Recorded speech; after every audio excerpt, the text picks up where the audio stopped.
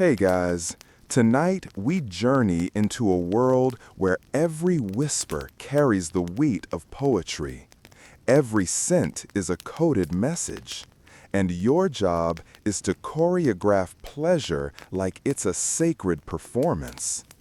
Welcome to India at the height of the classical age, where kings ruled with sandalwood and silks, and you were the invisible force behind the most intimate illusions of luxury. You're not a warrior. You're not a priest. You're something far more delicate. You are the master of pleasure in the royal zanana. You keep the waters warm, the jasmine blooming, and the boundaries between ritual and seduction deliciously blurred. You know which courtesan sings in which raga, how long saffron needs to steep in rose milk to evoke nostalgia rather than lust, and which spice blend encourages openness, but only after the third sip. You probably won't survive this, by the way. Not because anyone will kill you, but because this role erodes people. You are seen by all and claimed by none. You are revered. You are replaceable. And you haven't slept through the night in 12 years. So, before you get comfortable, take a moment to like the video and subscribe, but only if you genuinely enjoy what I do here. And drop a comment with your city and what time it is where you're listening. Now, dim the lights, maybe turn on a fan for that soft background hum, and let's ease into tonight's journey together. The day begins before the sun, in the dim cobalt hush of pre-dawn. You stir from your thin sleeping mat, still clothed in last night's work. The palace is silent except for a single flute played far away, an offering to Saraswati, goddess of music, drifting in like a thread of smoke. You light the sandalwood cone first, always that one first. Its scent opens the air like a soft exhale. Then the vetiver oil is sprinkled in the copper basins lining the corridor floor. Water will be poured over them shortly to create the illusion of dew, because in this palace, dew is not trusted to nature. The eunuchs arrive next, barefoot, mute, robed in ivory, and you hand them the day's perfumes. 5 mixtures today, not 6. Last time you added 1 too many, the head concubine said she smelled like a funeral pyre. You make a note never to use myrrh again in summer. As head of Kamakala Logistics, you don't handle the acts of love themselves. You handle everything around them: lighting, music, pacing, postures, silences, and towels. Always more towels than you think. Today's theme is ripened pomegranate, the queen's favorite, which means red silk streamers, red petals, red fruit sliced open with silver knives. The symbolism is not subtle, but subtlety is for poetry, not pleasure. You pad across the marble hall to the bathhouse wing. A row of steaming copper cauldrons simmers beneath the floor. The vapors must rise precisely at 8th hour, when the first courtesans arrive. You dip a hand in. Too hot. You whisper to the firekeeper, 3 logs, not 5, and he bows without meeting your eyes. A debate still lingers in the minds of some historians. Were these rituals actual paths to enlightenment, or just well-oiled entertainment? Did the queens and courtesans truly feel liberated by the art of Kama, or was it a gilded prison with incense? You lean toward the first answer. On days like this, when everything is quiet and the light turns pink on the jade tiles, it feels like you're conducting a sacred orchestra. But there's also the mundane. You pass a servant girl sweeping up crushed hibiscus blossoms, frowning because someone left their bangles in the bath and the silver is already tarnishing. She looks at you like you should fix that too. And maybe you will, but later. For now, the most urgent task, preparing the pearl beds.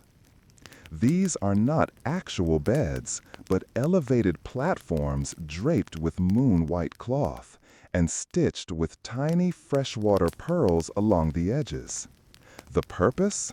To reflect the soft lantern light on bare skin in a way that flatters even the most sleep-deprived concubine. You check the angle of each lantern. You've trained your eyes for it. If the shadow hits the wrong cheekbone, someone might get offended. This happened once during a visit from the Persian diplomat's cousin. You still have the sandal bruise on your ribs. A fringe detail you still smile at?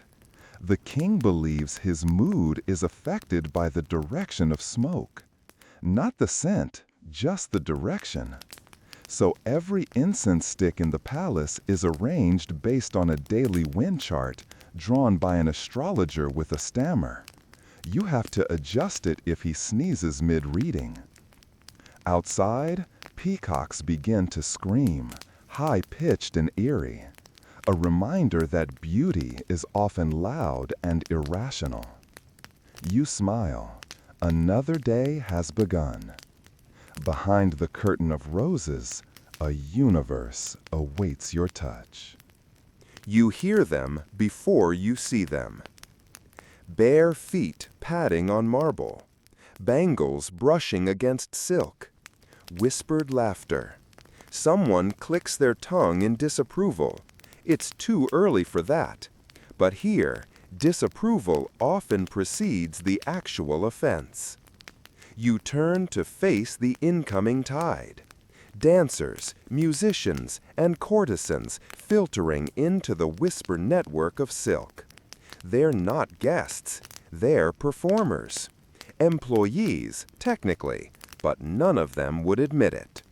Here in the harem, hierarchy is more fluid than the perfume mist that follows them.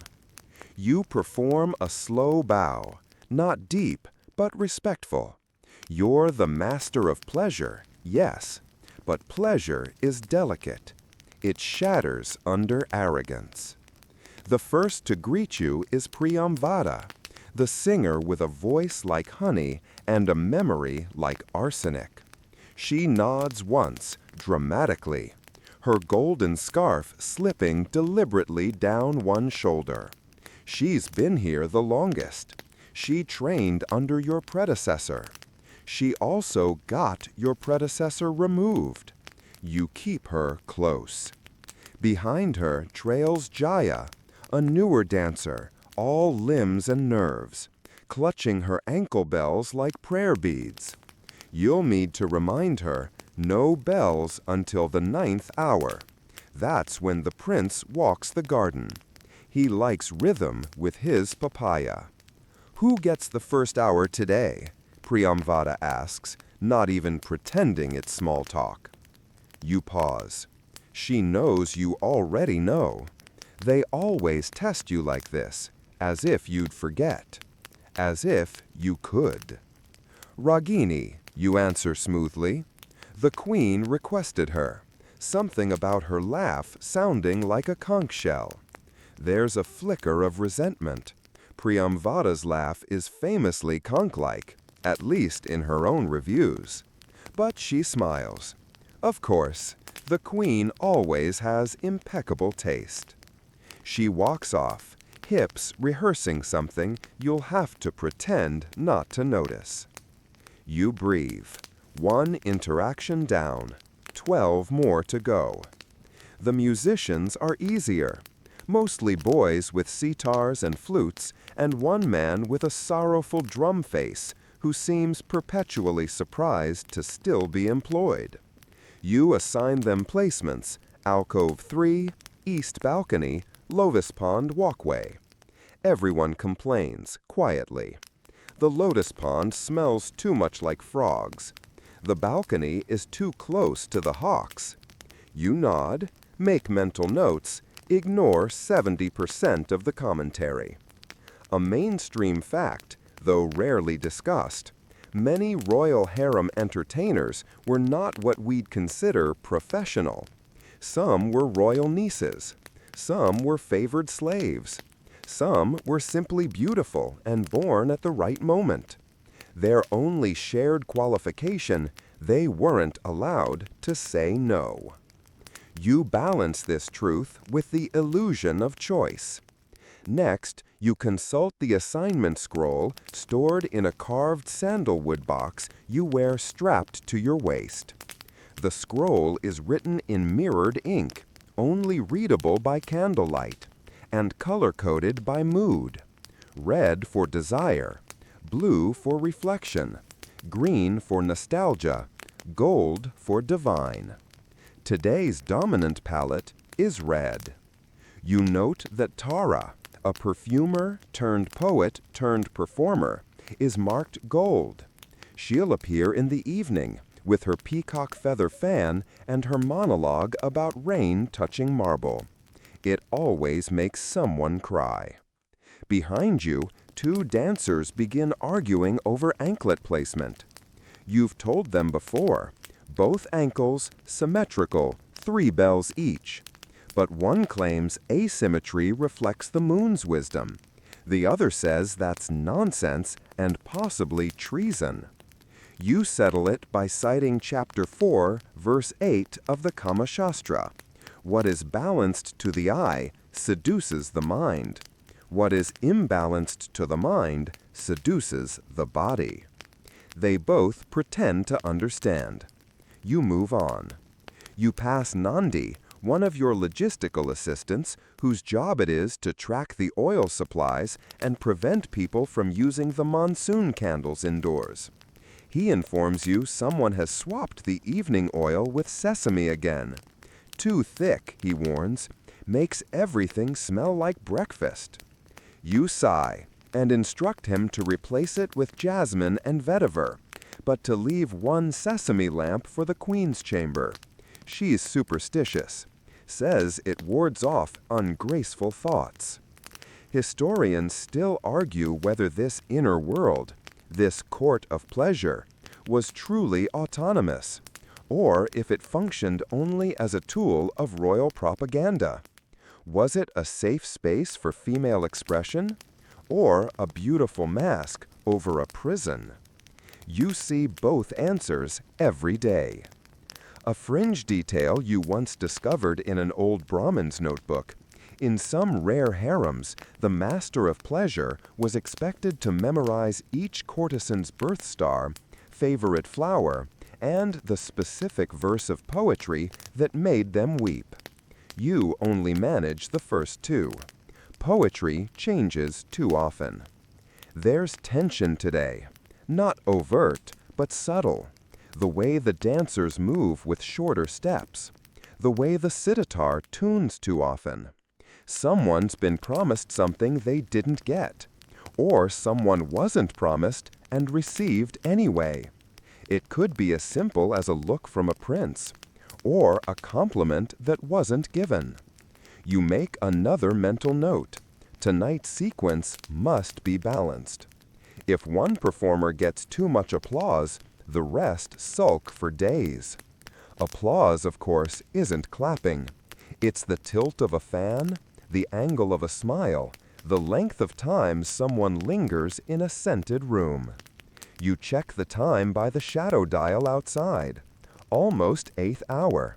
Time to review the walk paths of anticipation, routes by which favored guests enter, timed so they accidentally see what they weren't supposed to see. You look again at your scroll. Tonight will be difficult. But you've survived worse. And, besides, you still haven't dealt with the goat whisker tonic yet. Timing is everything. Desire isn't just a flicker of the body. It's a clockwork of glances, pauses, and proximity, all engineered to feel like fate. And it's your job to make sure none of it feels engineered at all. The royal astrologer once told you that Venus rules your spirit chart. You took it as a compliment, until he added, which means you must always arrive exactly on time or risk ruining the karma of everyone in the room. So now you carry 3 timekeeping methods on your belt: a brass sundial for the morning, a silver water clock for midday, and a sand timer sealed inside a peacock egg for dramatic effect. You glance at all 3. Then you glance at Priyamvada, lounging far too close to the arrival path of the governor's son. Not her mark today, not even her hour. But she's already begun plucking at her sitar like she's summoning a ghost. And the boy looks hypnotized. You whisper to Nandi again, "Send Tara through the west gate in 5. Have her drop her fan." A fan drop always resets a moment. It's practically written in the Kamashastra. There's a theory you've adopted from your years here. Desire peaks at the 3rd delay. Too soon, and it feels shallow. Too late, and it becomes a joke. But the 3rd time something is almost touched, almost spoken, almost given, that's when hearts lean forward. You apply this to everything. The queen's scent is always delivered at the 3rd gong. The prince hears his favorite raga exactly after the 3rd clink of the wine cup. The pearls on the bed sheets are arranged in 3s, because even textiles obey rhythm. And now, the calendar. Yes, you have a calendar of longing. Each day, hour by hour, you've mapped the palace's moods, sunlight patterns, temperature shifts, and when guests are most open to suggestion. For example, the 9th hour after sunrise, best for peacock walks. The 12th, terrible for introducing new poetry. People are drowsy and rude. Moonrise on the 7th night after a full moon, ideal for initiating emotional vulnerability via sandalwood mist and Venus solos in D mode. You open today's entry. It's handwritten, of course, on lotus parchment. The page smells faintly of cloves and anxiety. Today is Saraswati Crossing, an annual conjunction of stars and ritual obligations. The queen must be seen in white. The entertainers must include 1 orphan, 1 widowed poet, and 1 goat. You're not kidding. It's symbolic. But symbolic or not, you still need to find a widowed poet who doesn't cry on the 3rd line. You remember one, Bhavani. She used to perform here. She left 3 years ago to live by the river. Said the silk made her feel like a lie. You send a runner. Offer her a silkless platform and 1 cup of ginger honey. The goat you already have. His name is Mahendra. He likes turmeric scraps and he bit the prince once, but that just makes him perfect for this crowd. Historians still argue whether this degree of micromanaged sensuality was empowering or deeply controlling, whether the pleasure was real or just heavily airbrushed by protocol and jasmine steam. You suspect both. After all, some of the courtesans have power beyond even the queen. Power earned not from birth, but from timing. They know when to cry, when to vanish, when to appear barefoot on marble just as a jealous glance darts from behind a curtain. You walk past the music courtyard where rehearsals are beginning. A flutist is practicing a scale so high it sounds like glass about to break. You tap his shoulder gently and hand him a different scroll, the rain sequence. Softer notes, more breath, less birds screaming. He nods, grateful. He's just a boy. But his eyes widen when you adjust the lantern above his head. Light must fall diagonally, not downward. Otherwise, you'll look sweaty, not glowing. He bows, completely believing this nonsense. It's not nonsense. Back in the preparation hall, courtesans are being rubbed with oils and scented powders. You hover, not too long, but long enough to ensure that the saffron paste is applied from the feet up, not the other way. It matters. It always matters. Saffron uplifts. You start from the base. A quirky fact buried in the deeper passages of Kamashastra.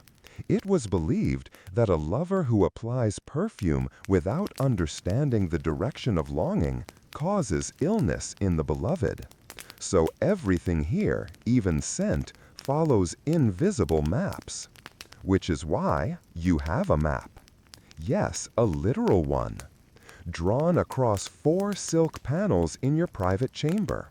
It marks zones of anticipation, release, and silence. You update it monthly based on how people react, where eyes drift, where hands linger, where laughter dies too quickly. Today, one of the green zones has shifted. Someone's fallen out of favor. Maybe Priyamvada, maybe you. But the show must continue. I order fragrant smoke to be funneled through the moon gate by the garden, just as the scholar from Varanasi is expected to arrive. He dislikes noise, but adores sandalwood. He'll smell before he sees. That buys you time. And as I return to the main corridor, checking that the light falls diagonally, the drums don't sweat, and the goat doesn't escape, you smile. The art of pleasure is not in chaos. It's in the illusion that chaos never existed. You are handed a small wooden box just before the 3rd bell of the 10th hour. It's wrapped in white linen, warm to the touch, and buzzing faintly from within, always a worrying sign. You unwrap it slowly.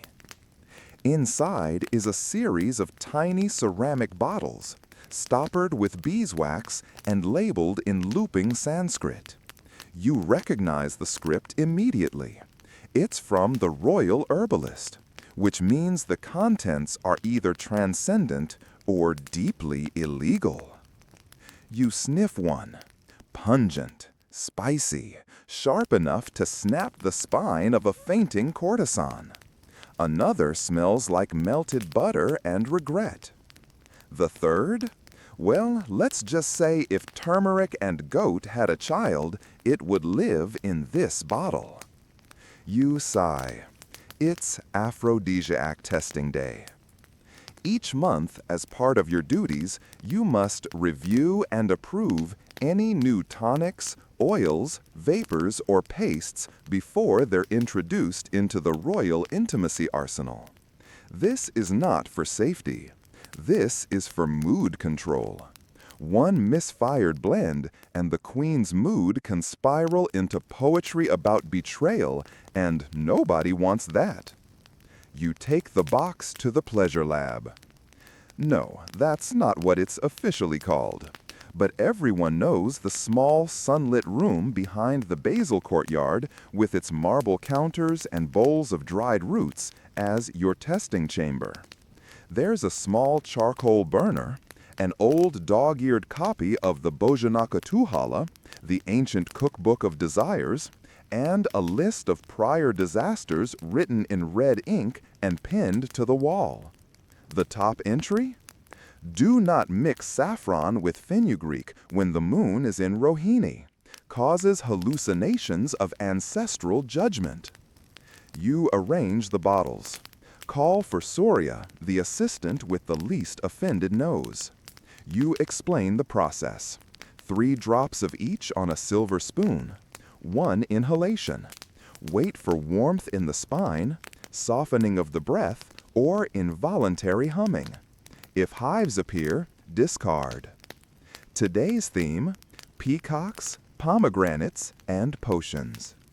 Because nothing says sensual nobility like birds that scream, fruit that bleeds, and tonics that tingle in all the wrong places. The first test is encouraging. A blend of clove, honey, and powdered betel. Surya inhales, then closes his eyes and begins nodding gently to a beat that doesn't exist. Promising. Second test, rose resin and powdered goat whisker. He immediately sneezes 7 times and accuses you of trying to kill him with livestock. Noted. A mainstream fact, little known outside the palace, Ayurvedic aphrodisiacs were not just consumed. They were rubbed, burned, massaged into the scalp, and, in some cases, painted on the inside of flower petals that were later used in foreplay. Romance by osmosis. You write down your rankings. First blend, acceptable. Second, hazardous. Third, yes, the third bottle. You twist the beeswax free. A pale mist rises before the stopper's fully out. It smells like nothing. Surya sniffs it. Waits. I feel like I should be sad, he says. You blink. Is that a compliment? He shrugs. I think it reminds me of someone who once made me wait too long to answer a letter. That's good. That's excellent. Emotional vulnerability by aroma, that's your gold blend for tonight's quieter chamber. You label it the absent letter and hide it in your sleeve. You glance at your timepieces again. The sun is nearly cresting the prayer tower, which means your next meeting.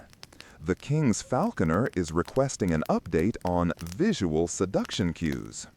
His falcon recently attacked a dancer in a gold sari, mistaking the shine for prey. You're now in charge of approving fabrics with low reflectivity. Because yes, your job description includes preventing bird-based wardrobe malfunctions. You hand him a small fabric card. It's matte silk, dyed with pomegranate rind, soft as river fog. Falcon safe, dancer flattering, politically neutral. He stares at you blankly. Does it come in, I'm married to the prince but still intriguing blue? You blink. I believe we call that indigo dusk. Perfect. He leaves. You mark the incident in your daily scroll. Historians still argue whether the Kamashastra was ever truly intended as a manual for palace use, or whether it was more of a philosophical exploration. The scholars debate endlessly over intention, context, audience. Was it scripture or satire? You think it doesn't matter, because either way, it works. You glance toward the open courtyard, where peacocks strut like scandalous relatives. A servant is slicing open pomegranates with ritual care, placing the seeds in intricate spirals. One seed out of place, and the queen might read it as a prophecy. Your life is fruit and metaphor. A fringe detail you once heard from a Parsi guest. In some distant courts, pomegranate juice was used not just in drinks, but as invisible ink for love letters, readable only under candlelight and almond steam. Still romantic, in its own way. Back inside, Surya is lying on the ground murmuring something about feathers and redemption. You decide it's time to stop testing for the day. You pocket the winning blend, deliver the failure bottles to the hazardous drawer beneath the cedar chest. There's a frog living in there. No one knows why. He's part of the staff now. You dust off your sleeves, recenter your breath. Tonight's events still need final pacing. 3 chambers, 7 performers, 2 surprise guests, 1 tiger. Yes, an actual tiger. He's judging something. Don't ask. You light a stick of saffron incense, lean over the open scroll, and begin choreographing the rhythm of the evening, not by minutes or hours, but by temperature shifts, spice diffusions, and size per room. It will be perfect. Or, at least, intoxicating. The chamber is quiet, save for the low rustle of silk and the occasional sigh that escapes a nervous recruit. You stand before them, 6 new apprentices, fresh from the smaller courts, temple schools, and, in one case, a spice merchant's failed elocution program. They've all been selected for potential, not polish. And today, they meet their first test, training the touch. The youngest, a boy named Kavi, still thinks it's about massage. It isn't. Not really. It's not what you do, you begin, walking slowly between them. It's how the person thinks you're doing it. They blink, unsure if this is philosophy or just confusing. You pause behind one of them, a girl with bright eyes and chipped bangles. You gently tap the back of her shoulder. She shivers. That, you say, was technique. You tap again, this time louder, less intentional. She flinches. That was failure. A few of them jot down notes as if you've just delivered divine wisdom.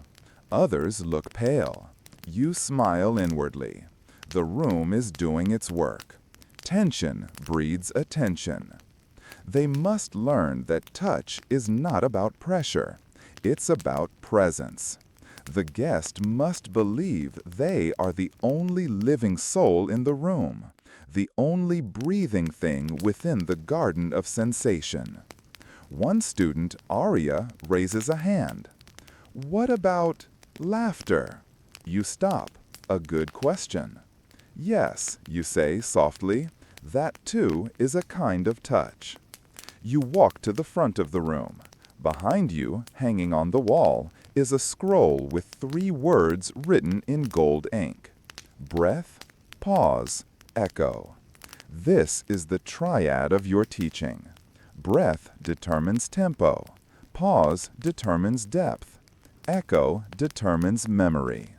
You demonstrate by placing a hand on a cushion and withdrawing it slowly. The indent remains. What they remember is not your touch, it's the absence of it. A mainstream fact. The Kamashastra outlines over 64 arts, from singing to flower arranging to strategic silences. Many of your students know only the physical aspects, but you teach the invisible ones. Today, the lesson is about listening without reacting. You instruct them to listen to a poem without moving, eyes closed. It's about a mango that ripens alone and falls soundlessly at night. You read it slowly, letting each word melt between breaths. When you open your eyes, 4 are crying. The boy, Kavi, looks confused. Was the mango a metaphor? He asks. You shrug. Was it? They laugh. Good. Laughter is a release. It tells you if the room is with you.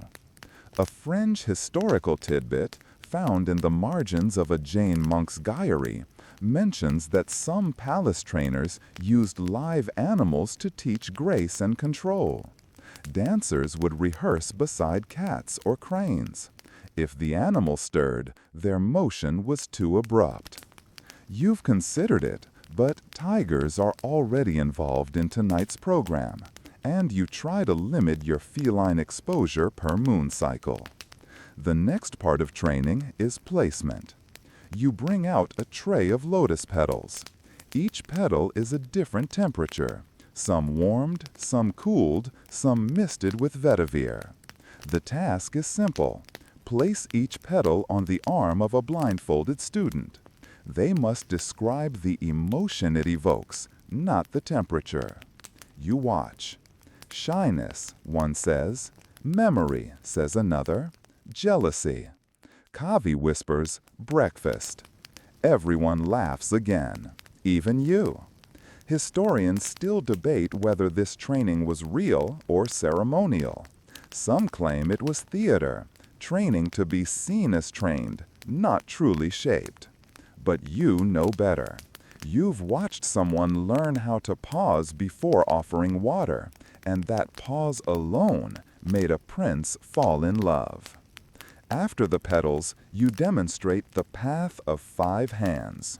One hand gives, one receives, one supports, one distracts, one witnesses. You'll use these all eventually, you say. Arya tilts her head. Even the 5th, the one that only watches? You meet her gaze, especially that one. In the distance, a bell rings. Your lesson is over, but the apprentices linger, uncertain if they've passed. There are no tests, you tell them, only responses. You leave them with a final instruction. Tonight, each of you will serve one guest, not with touch, but with silence. Kavi groans audibly. But how will they know we did anything? You grin. If they're asking that, you succeeded. As you return through the corridor of hanging bells, you feel lighter. Teaching always reminds you of your first days here, before the scrolls, before the titles, when you thought pleasure was about performance, not presence. You pass a mirror, one of the rare ones made from burnished silver. You look tired, regal, slightly orange from the turmeric mist. You adjust your sash.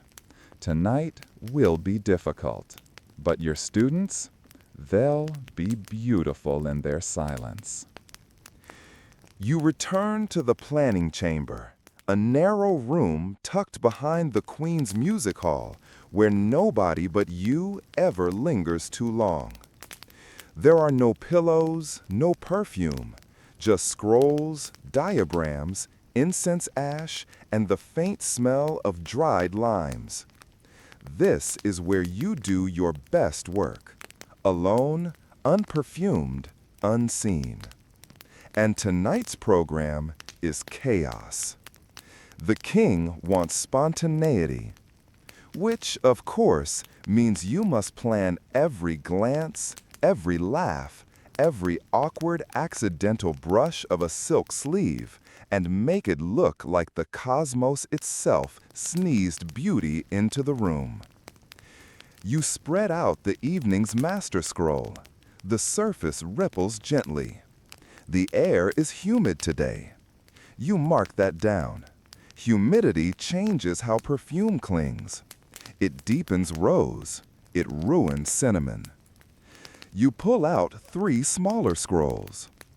Guest arrivals, timed, staggered, emotionally unpredictable. Chamber temperatures. Note, the southern atrium sweats too easily. The script of chaos. Yes, you write scripts, but not in words. You choreograph silence. You design moments of invisible impact. For instance, at the 6th hour of the evening, one courtesan walks barefoot across a sun-warmed stone path. A musician begins a melody in Raga Desh, known for evoking longing. A eunuch spills a silver cup, accidentally, near the king's wine. None of this is random. All of this is spontaneous. It takes 13 days to choreograph what must feel like 13 seconds of accidental ecstasy. A mainstream fact, often glossed over, the Kamashastra includes entire chapters on emotional sequencing, how to lead a partner through curiosity, delight, hesitation, suspense, and surrender. It's not a manual for sex. It's a manual for timing surrender. You sketch the 5 zones of emotional blooming in the courtyard layout. Curiosity under the fig tree. Suspense, hallway with mirrors. Heightened vulnerability, the bath mist. Distraction, the peacock garden. Full bloom, the candlelit silk lounge. But the challenge is, of course, people. People ruin plans. Like the prince who keeps arriving early.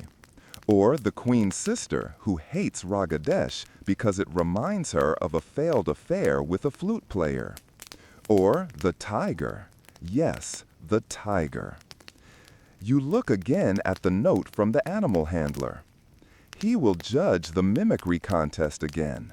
Please ensure no bells are near his paws this time. You make a red circle around that one. And then there's the foreign diplomat's daughter who was not invited, but whom the king insists must feel enchanted by coincidence. Which means you must arrange for her to enter the room just as poetry begins, sit where the fan gently flutters her sleeve, be offered fruit by a servant who pretends to forget her name, hear someone whisper a verse in her native tongue, accidentally. You write each of these into the scroll in invisible ink, a mixture of lemon peel and clove water. Not for secrecy, but for ritual. Only the flame of a jasmine candle reveals your intentions. A fringe detail you learned from a dancer once. In some lesser courts, every gesture was rehearsed under moonlight, because only then did the body reveal its honest silhouette. You still practice this, sometimes. Alone in the western chamber, hands tracing the air like smoke. Back to the plan. You assign roles. Tara will spill the wine. She's the only one who can cry elegantly about it. Arya will laugh too loud just once to shift attention before the poem. Bhavani, if she agrees to return, will sing the line about the absent lover and glance at no one. You write all of this while sitting cross-legged on the cool floor, your hand stained with pomegranate ink. Outside, the birds are quiet. The sun lowers. The palace breathes in. And now, the most dangerous part. The illusion of freedom. You must make sure no one feels directed. That everyone believes their desires are organic. That the queen's sigh is not the result of 4 weeks of curated music, lighting, and subtle frustration. That the king's desire to act on impulse is not because you placed a mango blossom at the exact angle to reflect moonlight onto his ankle. Historians still argue whether this level of orchestration was art or manipulation, whether the courtesans were free artists or actresses in a script they never saw. You think it's both. After all, you're the only one who knows the script, and you're improvising too. You burn a sliver of dried vetiver root. The smoke rises, blue and slow. You lean back, let it curl around your wrists. There's a moment, a very quiet one, when you feel reverence. You are not creating chaos. You are tending to the wild edges of longing, brushing them into form just long enough for someone to believe they've chosen it themselves. You fold the scrolls. The tiger arrives in an hour, and you still haven't finalized the joke about the mango. The moon has not yet risen, but already you feel its presence behind the clouds, pulling at the water, the wine, and everyone's sense of self-restraint. You step into the inner sanctum of arrangements, the low-domed chamber lined with polished obsidian tiles, where sound bends and the scent of ghee lamps is sharp as memory. A flicker of lantern light dances across the room's copper ceiling. Beneath your bare feet, the floors are still warm from the day's sun, another variable you've already accounted for. Tonight cannot begin until you consult the moon. Specifically, the lunarium, a curious invention of the Queen's second astrologer, now deceased, but not before he left you the habit of mapping pleasure to the skies. It's a wheel made of sandalwood, bronze pins, and threads tied to planetary hours. Moon in Anuradha, the thread reads. You pause. That means mystery, jealousy, and sudden laughter. You make adjustments accordingly. You remove the mango blossom from the main table. It would read too sincere tonight. Instead, you sprinkle mustard seeds beneath the Queen's seat, an old superstition meant to ward off envy. A mainstream fact. Much of what modern readers think of as the Kamashastra is actually a collection of texts, not just about eroticism, but architecture, astrology, perfume, and social choreography. You've memorized far more of it than anyone expects. You once ended a war between two concubines by quoting a passage on how to fold a fan in sorrow. You light the incense of the hour, black resin and dried banana flour, recommended when Venus is in retrograde. The room fills with a sleepy, almost leathery sweetness. You note it is too heavy for Bhavani's voice. You open a vent to let the breeze pull the weight out. Then the Vastu scroll. Yes, you consult Vastu. The geometry of the palace matters. Energy does not like to turn sharp corners, and neither does desire. You shift the brass table one handspan to the right, so that the edge no longer points at the entrance. It's barely noticeable, but now the room feels less like it's waiting to be interrogated. Someone coughs behind you. It's the head of linens, looking pale and sweaty. Emergency, he whispers. The red gauze for the southern curtain, mold. You close your eyes. Mold, of course. It always comes just before moonrise. You take a breath. Boil saffron in rose water. Soak plain muslin in it. Stretch it. Backlight it with amber lamps. Make it look intentional. He stares. Will that work? No, you say, but it will feel like it does. You write amber improvisation equals sincerity in your pocket journal for later. A fringe tidbit you once heard in a spice market. Some courtesans would carry a sliver of camphor under their tongue to cool their breath when speaking secrets.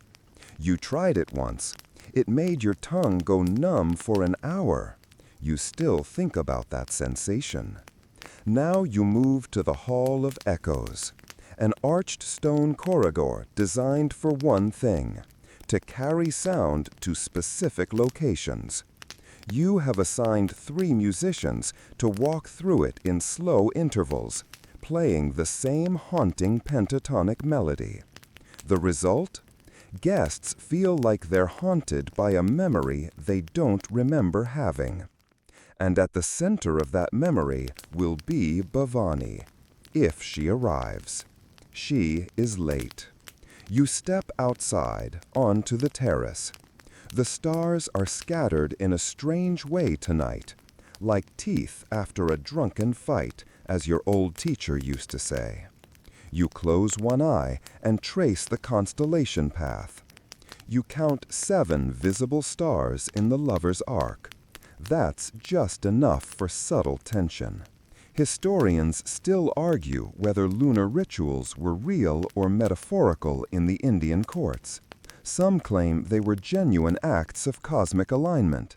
Others say it was just a way to stall until someone important sobered up. You suspect it was both. Back inside, the mirror dancers begin their rehearsal.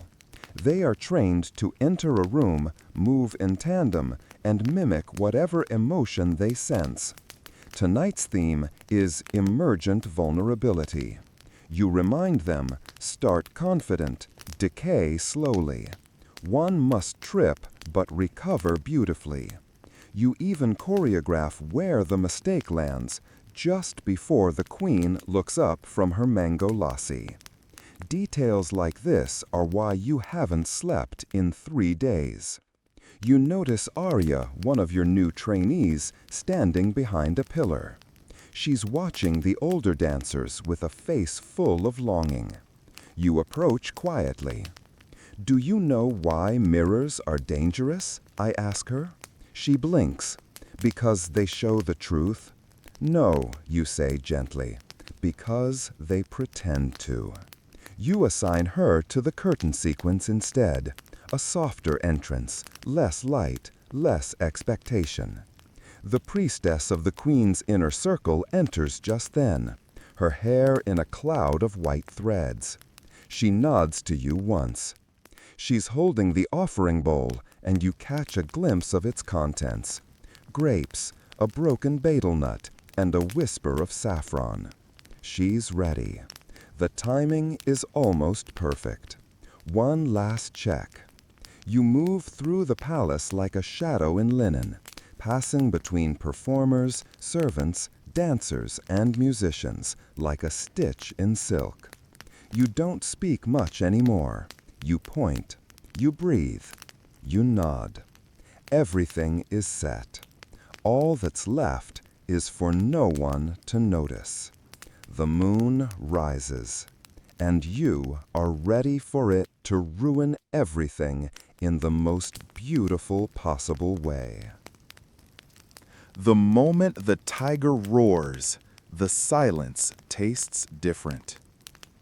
You're standing just inside the Garden of Lanterns, finalizing the shadow alignments along the reflecting pool, when the sound rips through the courtyard like a velvet tear. Everyone freezes. One dancer drops a fan. A eunuch pretends not to be sweating. Somewhere, a musician stops mid-note and accidentally plays a perfect chord of suspense. The tiger is not late. You are early. He emerges slowly from the eastern arch, tethered on a leash made of red silk and silver bells that do not ring, a detail you demanded after the last near disaster. His fur catches the light like gold soaked in cream. His name is Soma, and he has judged more poetry contests than most of the scribes in this city. Soma doesn't choose the winner. He simply sits beside them, stares, and yawns. Tonight, he's judging the wager of the singing belly. Yes, that's what it's called. A game invented centuries ago in a smaller, stranger kingdom where courtesans would compete to make their guests laugh, not with jokes, but with performance mimicry. One would impersonate the queen eating grapes, another the king hiding a yawn during poetry.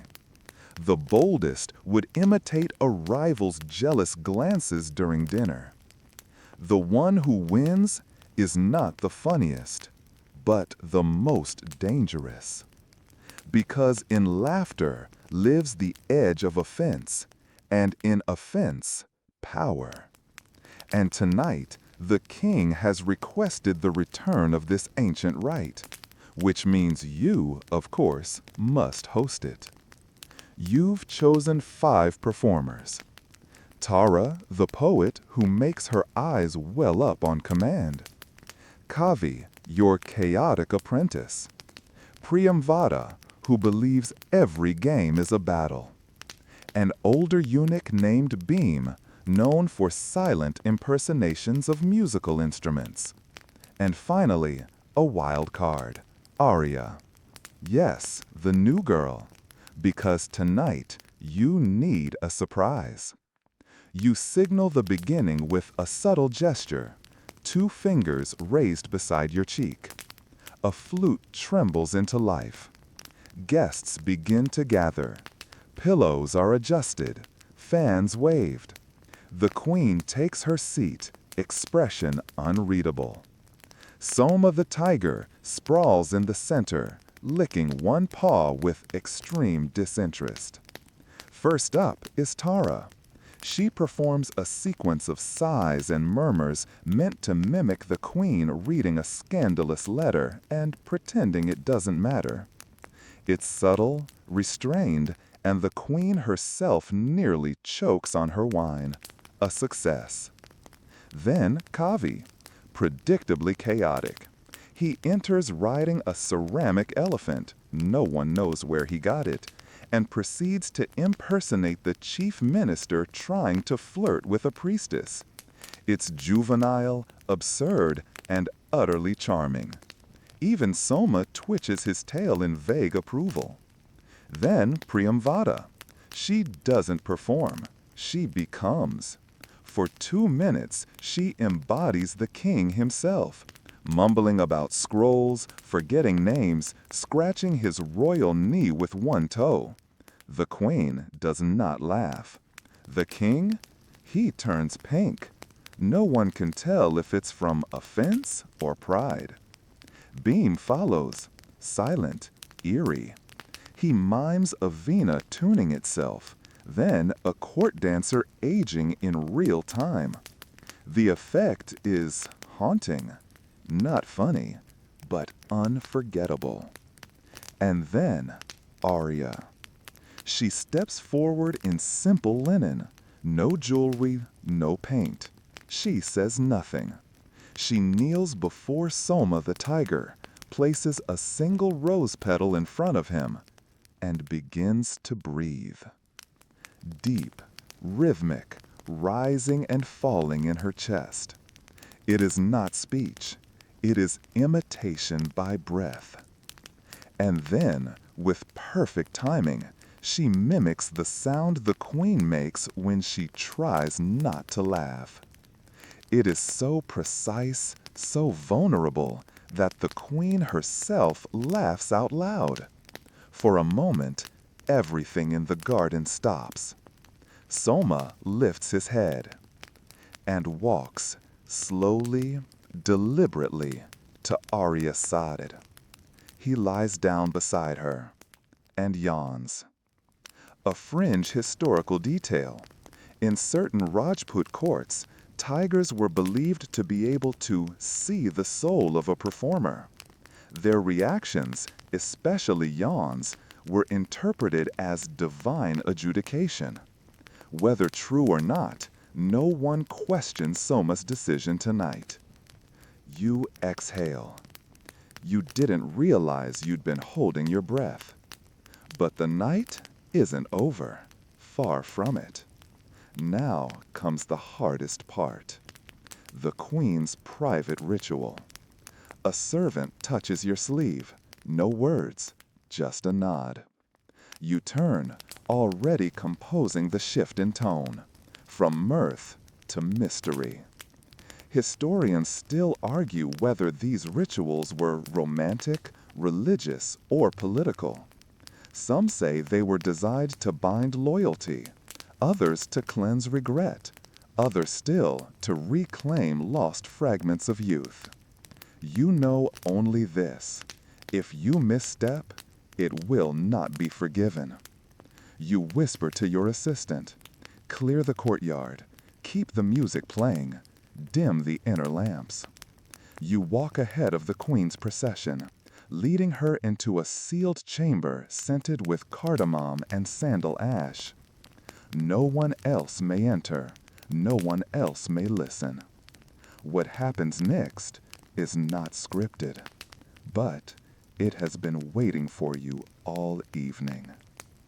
The doors shut behind you with a sigh. Not a clang, not a thud, just that soft, polished sigh that only ancient wood and secrecy can make. The queen's private chamber is round, windowless, and lined with pale blue silk that dances faintly with every breath. A shallow pool circles the room's edge, fed by a hidden aqueduct. The water is warm, laced with crushed lotus root and lemon balm, and smells like a memory that forgot to leave. She stands still in the center, shrouded in ivory linen, barefoot, hair unadorned. This is not the queen who presides over poetry contests or signals preference with the tilt of a fan. This is the woman beneath all that, a presence that exists only during this ritual, which you have guided before, but never quite like this. She doesn't speak. Neither do you. You bow low, not because of her title, but because the ritual demands humility from the orchestrator. You do not lead this. You enable it. In front of her is a low pedestal, and upon it a small brass bowl, sealed. The queen gestures. You walk over, break the wax, and lift the lid. Inside, a bundle wrapped in black silk, tied with a single red thread. You freeze. That thread means the ritual will require memory tonight. You unwrap it slowly. Inside, 3 objects: a shard of mirror, a torn piece of veil, and a folded parchment, still damp with the oil of time. You glance at the queen. Her face is unreadable. You look down at the parchment. You know this paper. You know this ink. You wrote this letter for her 12 years ago, before she was queen, before you were anything but a voice whispering instructions from behind the curtain. You never sent it. She saved it anyway. Your hands do not tremble, but your breath misses one step. She steps forward, reaches out, and presses a drop of sandalwood oil onto your palm. It begins. The private ritual is an invention lost to time. Some say it was crafted in the early courts of the Gupta Empire. Others claim it was born in back rooms of priestess enclaves, far from kings. Its purpose was never pleasure. It was reckoning. The performer must face what they have hidden, and perform not for others, but for the one they've wronged, or the one who wronged them. You kneel. Touch your fingers to the oil. Mark your own forehead. She seats herself on the stone slab across from you, knees tucked beneath her. Her crown is gone. Her gaze is not. You begin by pouring rose water into the basin between you, a symbol of memory. It swirls in tight spirals, then flattens. The mirror shard is placed beside it. The veil unfolded across your lap. The letter you do not touch again, not yet. Instead, you reach for the bell, a tiny thing, no larger than a walnut. You ring it once. The sound is soft, high, almost fragile. She closes her eyes. The ritual proceeds in 5 acts. Confession through gesture. You move your hands through the air, slowly, describing without speaking what you felt the day you wrote that letter. Offering of regret. You dip the veil into the water, wring it dry, and place it between you, not as apology, as truth. Recitation of absence. You speak, but only in verbs. Actions you remember, actions you avoided, waited, burned, refused, heard, hid. She listens, still unmoving. A mainstream fact rarely explored. In some harem courts, rituals of emotional reckoning were held during monsoon seasons, when the palace was isolated and the air too heavy for ceremony. These quiet rites where secrets surfaced and transformed into forms, poems, dances, perfumes. Tonight, yours will become silence. The fourth act, reversal. The queen stands. She now performs for you. She lifts the mirror and holds it to her cheek, not to admire, but to reflect. And you see not her face, but yours, tired, honest, unmasked. She walks to the basin and presses the folded parchment into the water. It does not dissolve. She smiles. Historians still argue whether these rituals were based on tantric practices or if they were a political device meant to diffuse tension between a king's consort and his favorites. But what's undeniable is their effect. People came out of them changed. So do you. The final act is return. You both bow, not to each other, but to the water. You rise. She takes the oil, marks your wrist, and utters the only words of the evening. You still time things too well. And then she's gone, out the chamber door, veil trailing like a secret behind her. You remain, alone with a wet letter that never washed away. The ritual is complete. You have no name for what has shifted, but something has. In your spine, in your timing, in your breath. You walk out slowly, and the garden is quiet again. But something behind the curtain has changed. The courtyard is darker now, lit only by lanterns suspended in floating bowls, drifting slowly across the reflecting pool like glowing lotus flowers. The air smells of roasted almonds and something more elusive, like a memory you forgot on purpose. You step back into the outer ring of ceremony, just as the laughter contest is winding down and the music shifts into a lower, softer mode. Musicians are transitioning to bamboo flutes and temple bells. The tempo slows, encouraging guests to lean instead of walk, sigh instead of speak. And then a servant runs up, red-faced, barefoot, whispering only two words. The wager. Oh no, you had almost forgotten. Every full moon, the king issues a challenge. Usually absurd, occasionally dangerous, always theater. Tonight's challenge is the wager of the singing belly. You wish that were a metaphor.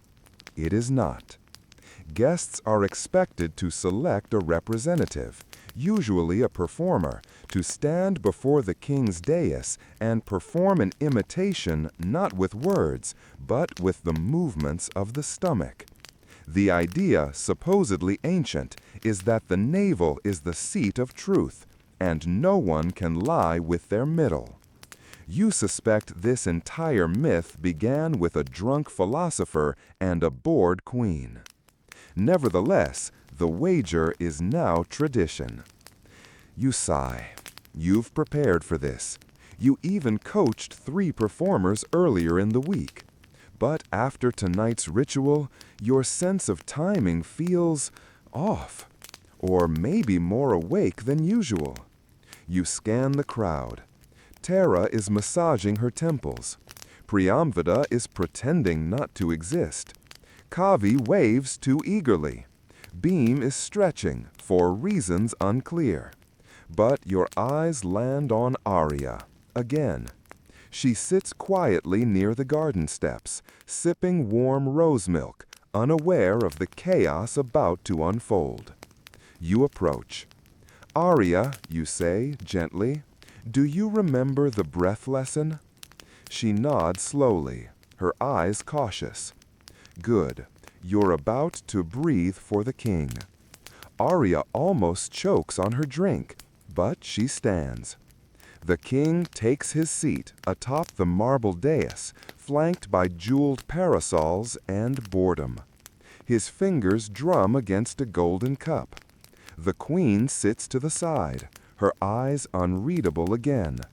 But there's the faintest curl of amusement in her mouth. She's enjoying this, or at least watching it carefully. The contest begins. First up is Kavi, of course. He struts to the center and begins gyrating like a snake that regrets its career path. The audience bursts into laughter. Even the tiger makes a small sound. The king claps once. Not bad. Then Beam. He channels a veena being tuned. Again. The stomach undulates in odd intervals. 2 children watching from the sidelines seem genuinely disturbed. Then Arya. She walks with quiet grace. No costume, no fanfare, just breath. And then she begins. She doesn't perform. She inhales. Slowly. Expands her abdomen like a wave rolling toward shore. And then contracts. Not sharply, but with a tremble, as though releasing something she's held too long. The room stills. She breathes again, expands, contracts, again. You see someone in the back drop their cup. She is speaking through the space between control and surrender, and she doesn't even know it. The king sits forward. Arya presses her hands together and lowers her head. She is done. The silence lingers too long. And then Soma, the tiger, stands up. Everyone tenses. Soma walks slowly, deliberately, toward her. He sits and yawns. Again. She has won. You are stunned. Not because of the result, but because you didn't orchestrate this. Not this. And that's what makes it perfect. A mainstream historical fact. Contests of mimicry and bodily control were common in royal courts across South Asia, sometimes for humor, sometimes to subtly shame rivals, and often to test which performer had control not just over their body, but over the room. You've seen many such contests, but none quite like this. You catch the queen's eye. She raises one brow, just slightly. A gesture that could mean, well done, or you're losing control, or both. And then the king declares a feast. Just like that, the tension snaps. Musicians resume. Courtesans laugh. Pillows are fluffed. Fingers dipped in honey. Dancers repositioned. Perfumes lit again. You step backward, into the shadow of a pillar, and breathe. A fringe detail you once read in a forgotten scroll from Kashmir. It is said that when timing becomes perfect without intervention, the gods are watching. You're not sure about the gods, but someone was watching. You return to your journal of improvisations and quickly scribble a note. Allow the echo. Let the apprentice breathe. Perfection lives where you stop controlling it. Then you cross it out, because the night isn't over, and you still have one more story to choreograph. It begins with steam and ends with a secret. The bathhouse is louder than it should be. Not from voices. No one speaks above a whisper here, but from the drip of warm water, the clatter of copper bowls, the splash of a too careless foot. You frown. Noise in this chamber isn't just unwelcome, it's suspicious. You pass beneath the carved arch, where steam coils like lazy snakes along the ceiling, and enter the central steam chamber. It's a domed hall of worn marble and glistening condensation, warmed by subterranean fires and scented tonight with cinnamon bark and eucalyptus. A woman in a green sari hums quietly as she exfoliates her elbows with a stone. Across the pool, two male musicians float on cushioned slabs of corkwood, talking in low, careful tones. A servant girl pours rose water into a ceramic bowl, but flinches when she sees you watching.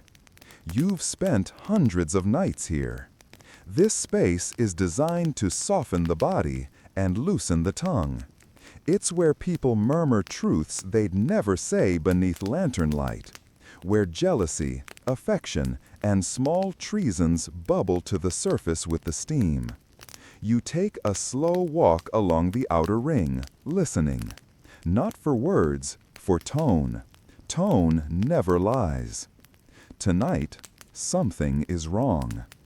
In the corner alcove, beyond the perfumed curtain, a eunuch is sitting cross-legged, head bowed as if in meditation.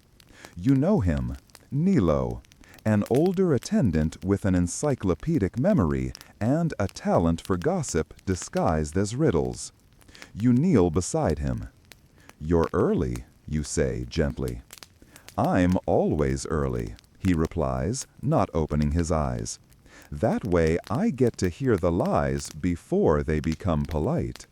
You smile. It's not the response, it's the fact that he gave you one. You heard something. Nilo nods once, finally meeting your gaze. Two musicians, whispers of a gift arriving for the queen, not from the king. Something foreign, a wrapped box, jade-stamped, hidden inside the poet's fan case. You feel it immediately, that low pulse behind your temple. Not fear, not yet, but that familiar tightening of timing. The rhythm of the evening might be off. A mainstream fact. During the height of the Gupta court, foreign gifts were seen not merely as tokens, but as coded messages. Each object scrutinized for its material, origin, and symbolic meaning. A jade-stamped box, not from the king. That's not a gift. That's a gesture. And possibly a declaration. You rise, thank Nilo, and make your way out of the steam chamber. But slower now, noting every expression. You pass Tara, wrapped in towels, murmuring verses to herself. Her voice is steady, unbothered. But nearby, a musician stares at her fan with an intensity normally reserved for poison testers. Noted. Outside, the air is crisp in comparison. You pass through the corridor of drying cloth, where linens hang in quiet waves, and only the faintest breeze stirs them. You think better in motion. You always have. A servant nearly crashes into you, breathless, eyes wide. "They moved the fan case," she whispers, "to the lotus floor." Of course. The lotus floor isn't a floor. It's a hidden level below the queen's eastern chamber. An ancient room with a ceiling shaped like an inverted lotus. Its petals lined in tiny mirrored tiles that reflect candlelight in hundreds of fragments. It hasn't been used in years, which means someone is hiding something. You descend the spiral stairs, careful not to disturb the loose sand scattered on the steps. An old detection trick. If the patterns are broken, someone's already inside. Halfway down, you spot it. A smear. Barefoot. Sloppy. You press forward. The door is ajar. Inside, the fan case, cracked open. The box beside it. A small jade rectangle, finely carved, glinting under one solitary lamp. No one else is here. You cross the room, pick up the jade. There's a letter beneath it, short, in Sanskrit, written with impeccable, unfamiliar precision. You read, "To the one who guides from behind the curtain. The queen was once promised truth. Let this be the beginning." No signature, just the stamp again. A lotus eaten by a serpent. You feel your stomach tighten. A fringe fact whispered in the outer courts. The serpent lotus sigil was used by a short-lived but infamous sect of spiritual reformers who believed the royal harems were temples of illusion, and that the orchestrators were the most dangerous illusionists of all. You thought they were a myth. Apparently not. You pocket the letter, replace the box, reset the fan case. You exhale. Historians still argue whether the inner intrigues of royal harems were genuine political threats or just private melodramas inflated by rumor and retelling. But tonight, you know the truth. What lives beneath the surface of performance is often more dangerous than performance itself. You climb the stairs, this time scuffing the sand deliberately. You'll report none of this, not yet. Instead, you return to the courtyard, where laughter is blooming again, where Arya is seated beside a bowl of sweet rice, chatting quietly with Kavi. Music drifts through the air like silk blown sideways. You sit, and for the first time in a long while, you let someone else perform. Beneath the floor, the palace breathes differently. You're standing in the cool darkness under the marble, where servants aren't allowed, and silence feels thicker than steam. This is the foundation of everything, literally and otherwise. It's where secrets are stored, prayers are whispered, and sometimes where danger is hidden in folds of silk and old stone. The lotus floor, you now know, wasn't just a poetic name. It's the lid to something deeper. You return there after midnight, alone. No footsteps follow, at least none you can hear. The flickering lamp you carry reflects off the mirrored tiles of the ceiling, each shard angled just enough to make your own face feel unfamiliar. You step over the fan case, still where you left it, and slide your fingers along the back wall. You're looking for something, a seam, a catch, a whisper of intentional imperfection. There, a single stone loose by half a finger width. You press. The floor sighs again, low, like a beast disturbed in its sleep, and a panel swings open. Inside, a staircase spirals down into silence. You didn't know this existed, which is, of course, exactly the point. You descend, one slow step at a time. The air grows cooler, earthier. There is no perfume here, no jasmine, no illusion. At the base, You find a narrow corridor, lit only by the tiniest glint of phosphorescent paint, dots shaped into petals and lines that curve like serpents. Someone marked this a long time ago. The corridor ends at a chamber no bigger than a monk's cell, and in the center is a cushion, a single oil lamp, and a wall covered in scrolls. You step closer. Each scroll is unsigned, but the hand is familiar. You recognize the script. It's yours. Not literally, but trained like yours, styled like yours. These are the writings of someone who held your role before you, or maybe more than one. This is an archive of every performance, improvisation, every deviation from the official scrolls. One line catches your eye. She requested silence. I gave her music, painted in quiet. You inhale. The candle flickers as if in response. You unroll another. The queen knows more than she should, but says less than she wants. She watches me watching her, and neither of us speaks the truth. You sit. Suddenly, the roles blur. You're not the master of pleasure. You're the next verse in an old poem. You're continuing a performance older than your name, older than this palace. A fringe fact from one of the lesser-known sutras. It's believed that in some ancient courts, the master of ceremony would train their successor without revealing their identity, only through changes in scent, pacing, and script, a kind of invisible mentorship passed like a thread through time.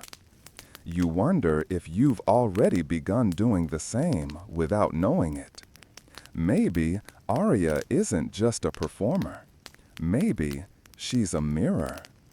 You hear something shift above you. A footfall?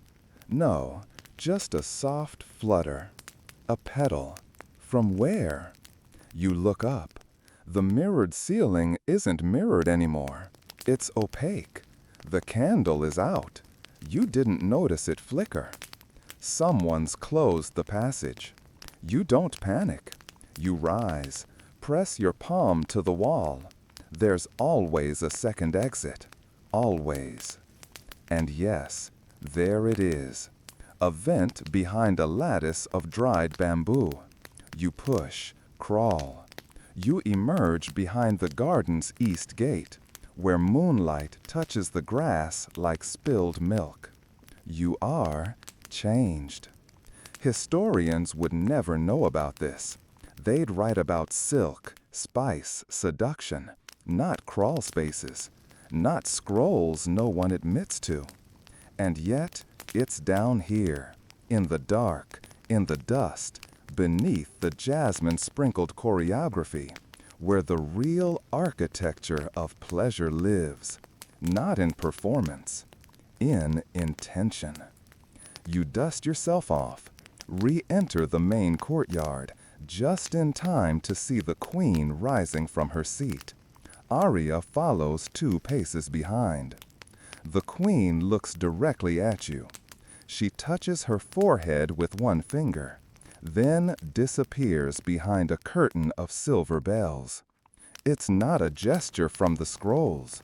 It's from the archive. You've read it. It means, I know you know. Let's not speak of it, but don't forget. You exhale. Then glance across the courtyard. Tara is gone. Not just stepped away, gone. You walk to her usual seat, still warm, a note beneath the cushion. In her hand. Too many mirrors. I don't know who I am when they stop watching. Tell the tiger I meant well. You stare at it for a long moment, and then fold it, placing it beside the letter from the queen. 2 notes. One night, and your role in all of this? Still invisible, still in the script, still necessary. The rain comes without warning. It begins not with thunder or wind, but with a soft hiss, like someone exhaling over hot stones. It strikes the palace in layers. First, the silken canopies, then the open courtyards, and finally the inner roofs, where the sound deepens and folds itself into a rhythm you've long learned to respect. The monsoon is here, and so is the night of red thread and rain. You light the first of the ceremony lanterns, a floating flame enclosed in a lotus-shaped shell of dyed wax. You place it in the central pool, watch it spin gently with the ripples, and whisper the words passed down to you by the last orchestrator. If it burns through rain, then let the lie hold true. You're not entirely sure what it means, but it's tradition. And tonight, tradition is what binds the palace together. Because once a year, when the monsoon first arrives, the king and queen host a ceremony older than the dynasty itself. A night of ritualized sensuality, memory, and transformation. A night where masks are removed not from faces, but from emotions. A night designed by you. And this year, it's your first time performing it alone. You unfold the red thread robe, a garment woven from thousands of fine crimson strands, each dyed with rose petals, turmeric, and crushed betel leaf. It isn't meant to be worn. It's meant to be draped across the backs of those who need release. From grief, from longing, from control. You assign roles. Arya will enter first, wearing nothing but sound. Anklets, flute, breath. Priyamwada follows with the bowl of sacred ash, dusting the air rather than the skin. Kavi is instructed to cry, not from pain, from beauty. It's the only time it's permitted. And the queen? She won't enter until the final bell. A mainstream fact, ceremonies like this, often called Ratri Viharas, were common in royal courts, as controlled emotional purges, nights where royalty and attendants could safely shed identity through guided performance. The Kamashastra only briefly references them, but the oral traditions describe entire evenings where desire was not a tool, but a mirror. You step into the central courtyard. The rain continues, but the awnings protect the marble floor, where flower petals are arranged in concentric spirals, yellow marigold for forgiveness, white lotus for memory, blue hibiscus for what will never be said.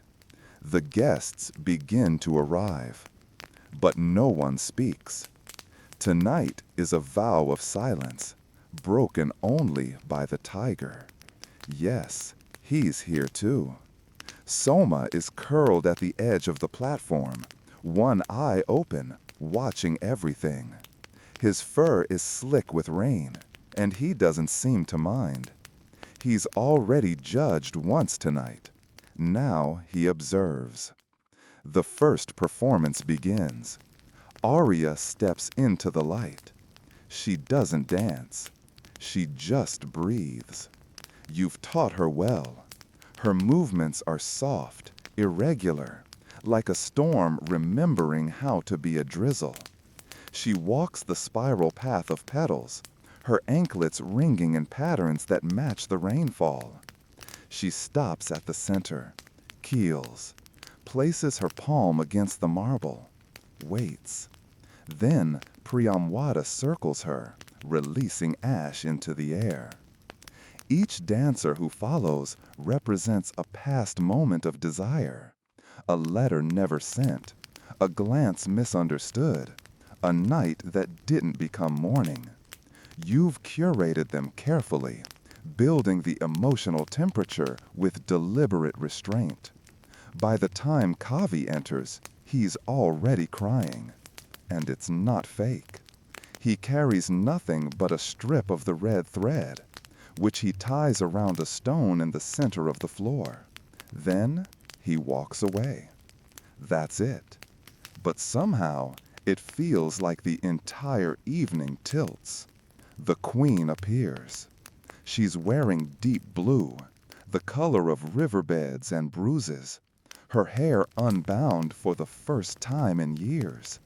She walks barefoot across the rain-washed tiles, stops beside you, does not look at you, just says softly, "Tonight, you perform." It isn't a question, a fringe tradition rarely enacted. Once every 10 years, the orchestrator becomes the offering. They perform not to direct, but to be seen, to allow the one who designs longing to experience it. You feel your breath tighten, but you nod. You remove your outer robe, step barefoot into the center. The petals are soft, the floor is slick. The thread lies before you like a question. You begin with movement, small, hesitant, irregular, not choreography, not planning, just release. You remember the queen's voice in the ritual chamber. You still time things too well. So tonight, you let timing go. You stumble once, on purpose, but the audience think it's real, and that's all that matters. You walk the spiral path. You bow to no one. You lift the red thread. And only then do you hear the tiger purr. He rises, walks to the platform, and sits. He doesn't yawn. He just watches. The ceremony ends when the final lantern extinguishes. But yours burns longer than it should. Historians would never record this night. No one will write about it. There are no scrolls for what you just revealed. No one even knows what the red thread means. Not really. But you do. It means the performance was not a performance. It means the orchestrator has entered his own design. And it means nothing will be the same. The palace is quiet, but not with rest. It's the kind of silence that comes after too much beauty, thick, heavy, echoing. The lanterns have dimmed. The petals are wilted. The thread on your wrist has soaked up rain and memory. And somewhere in the corridors, someone is still humming a tune they don't realize they learned tonight. You sit beneath the vermilion canopy, the same one you designed to catch the scent of cardamom as it drips from the air. It's working. Of course it is. You engineered the airflow months ago. But now it feels like someone else did. Like you're simply sitting inside the design of another hand. Because everything has shifted. Tomorrow you'll be the same title, Master of Pleasure. But tonight, you are the one who broke the circle. The queen hasn't spoken since your performance. She didn't need to. After the lanterns died, she simply walked across the tiles, stepped over the circle of petals, and pressed her palm once, just once, against your shoulder. Not affection, not gratitude, recognition. You were seen. And now, you have to choose. Tradition says that the orchestrator who performs must leave their post. Not immediately, not publicly, but soon. The moment you move from choreographer to participant, the illusion cracks. The thread unravels. Which means tonight may be your last performance. And not everyone is happy. You hear the sound of footsteps, bare, quick. Priyamvada. She kneels across from you, soaked and breathless. "You didn't tell me," she whispers. You don't answer. "You should have told me," she repeats, softer. She doesn't mean about the performance. She means about the letter. You know now, somehow, that it was she who placed it beneath the fan case. Maybe not alone, maybe not for revenge, maybe for protection. But it was her hand that moved the piece. She looks at the thread on your wrist. "You tied it willingly?" she asks. You nod. "You fool," she says, and begins to cry. Not loudly, but as if someone's pulling the grief out of her like thread from a seam. A mainstream fact, rarely discussed. In certain royal harems, the courtesans closest to the orchestrator often served as unofficial historians, retaining memory not on scrolls, but through performance. Priyamvada, you realize, was never your rival. She was your witness. "I thought you'd be here forever," she says. You reach across the woven mat and take her hand. "I thought so too." She breathes in, calms, stands. Then, just before leaving, she's going to ask you to stay.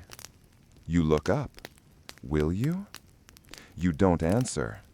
You're not sure yet. The moon is low now, touching the tops of the trees. The tiger has vanished into the shadows, his role complete. The dancers have washed their feet and returned to their silken dens. Even the queen has disappeared. Only Arya remains. You find her standing by the mirror pool, staring into the water as if waiting for it to whisper back. Her reflection ripples, not from movement, but from memory. She turns before you speak. "I read the scrolls," she says. You pause. "Which ones?" She doesn't answer. She doesn't need to. The hidden archive, the unseen messages, the legacy beneath the petals. She found it, maybe before you did. "I don't want to take your place," she says. "I know," you reply. "I want to create my own." You feel something soft unravel in your chest. Not pain, relief. This is how succession happens here. Not by decree, not by ceremony, but by silence acknowledged and performance returned. A fringe detail passed to you by the woman before you. When the time comes to leave, the orchestrator must perform one last gesture only their successor will understand. It seals the thread, completes the circle, and lets the palace forget you properly. You look down at your wrist. The red thread is loose. You untie it, wrap it into a ring, place it in Arya's hand. She doesn't smile, but her fingers close over it like she's known it her whole life. And in that moment, the palace tilts again. The echoes shift, and you know what you must do. Dawn begins not with birdsong, but with a single low drum beat from the temple tower. Boom. It's slow, ancient, heard by every servant, every dancer, every guard dozing in a linen wrap beside a half-spilled cup of tamarind water. It echoes through the carved columns and slips into the spine of the palace like a whispered warning that the day has returned, whether anyone asked for it or not. You are already awake. You never slept. You're in the perfume archive, a quiet room no larger than a wardrobe, lined with clay jars of sandal, civet, musk, rain, copper, and memory. This is where the orchestrator begins every new day. But today, you are not beginning. You lift the last jar from the shelf. Jasmine oil, aged with saffron and fig bark. It's your signature blend. Subtle, sad, clever, but not self-indulgent. You dip a finger into the jar and press it to your throat. Not because anyone will smell it, but because it's your farewell. You step into the courtyard barefoot, the thread of ceremony gone from your wrist. The petals have been swept. The guests departed. The musicians still sleep, arms wrapped around their sitars like lovers they don't want to explain. You pass the central dais. Someone has drawn a small heart into the morning dew with their toe, probably Kavi or Priyamvada, or some other ghost you left behind without knowing it. The queen appears at your side. You don't hear her arrive. You never do. She does not speak. You do not bow. This is how endings work here. You hand her a scroll, not sealed, just folded.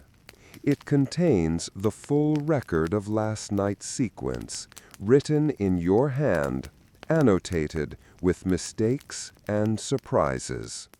You've left room for revision. She takes it, glances once at the final page, and then tucks it into her robe without reading more. That, too, is a kind of performance. "I'm told you left the chamber unlocked," she says. "I did." "And the archive?" "Discovered," you say. She nods. She begins to walk. You match her step. The palace exhales. Historians will never record this. The books will say you served for 17 years, maybe 20. They will say you retired, or died quietly, or vanished into a monastery. They'll never mention what was whispered into silk, or buried beneath petals, or carried away in the stillness after laughter. You arrive at the eastern gate, where the sun breaks through the trees like a yawn. A cart waits, 2 wheels, 1 jar of ghee, 1 blanket. You step into it without hesitation. Before you leave, the queen touches your sleeve. Will you be remembered? You smile faintly. No, you say. And then, just before she turns away, but someone will steal a scroll and think they invented it, and that will be enough. The cart rolls forward. The palace fades behind you, first in shadow, then in light, then in memory. And the last thing you hear is the sound of bells, not ceremonial, not choreographed, just wind. Wind through metal, like laughter almost, or the sound of timing, letting go. And now, dear listener, the palace is far behind you. The gardens are quiet. The incense has burned to ash. No more footsteps echo in the marble corridors. The red thread rests, curled like a sleeping petal, on someone else's wrist.